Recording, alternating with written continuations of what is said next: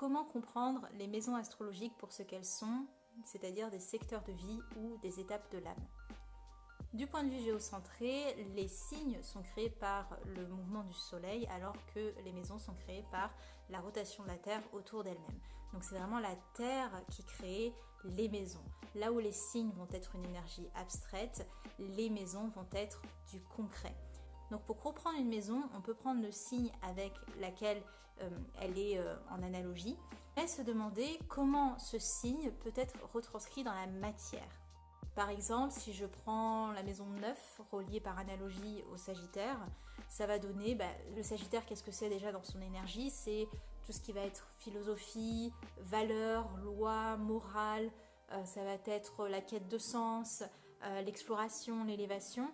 Et dans un secteur concret, qu'est-ce que ça donne? Ça va donner le palais de justice, ça va donner les universités, les grands voyages, les grands déplacements.